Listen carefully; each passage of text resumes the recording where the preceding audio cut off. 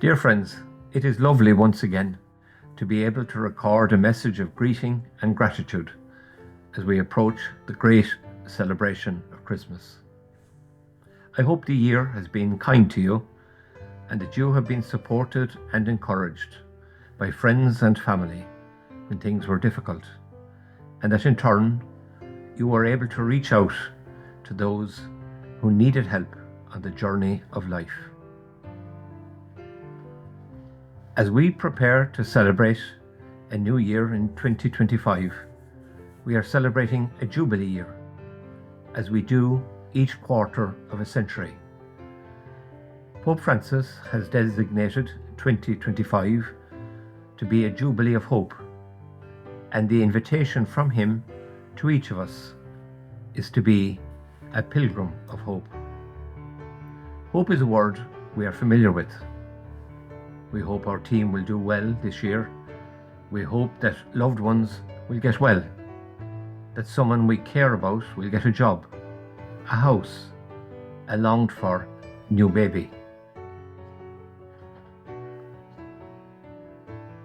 These hopes are very special to us.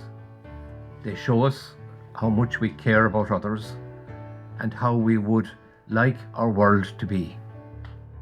But the power to make them happen lies outside us, in the gift of others. Christian hope, on the other hand, invites us to look inward to ourselves and see ourselves as the source of hope for the world, for our community, our parish, and our families. Christian hope invites us to look at those who, despite difficulties in life, remain cheerful and faithful, and who bring out the best in people through their courage and generosity of life. This hope is not a fancy or woolly aspiration, a daydream that brightens a dull day, or a feeling that makes us look forward to tomorrow, next week, or next year.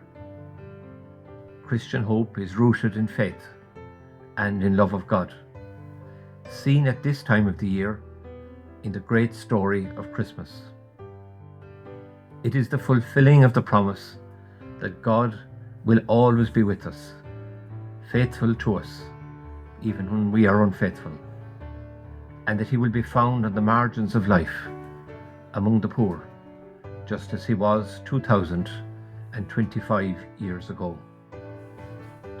Hans Christian Andersen, the great writer of stories for children, began his stories with the words, "Once upon a time," and he finished them with, "And they all lived happily ever after."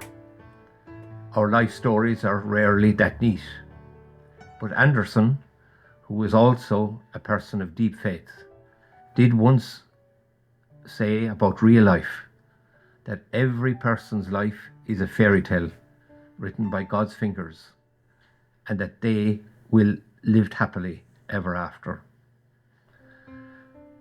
The promise of living happily ever after in the presence of God is the source of all our hope.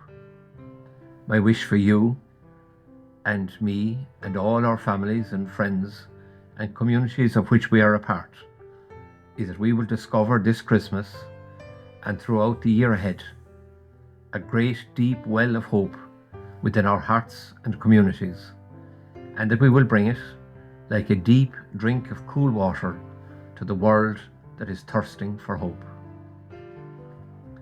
As we prepare to celebrate Christmas, I send special greetings to those who will work over Christmas in hospitals and care homes, in the Garda Síochána and the emergency services, and those members of our defence forces who will be keeping the peace in different troubled parts of our world. May the work of all who bring peace and healing be blessed by the Prince of Peace and the Great Healer.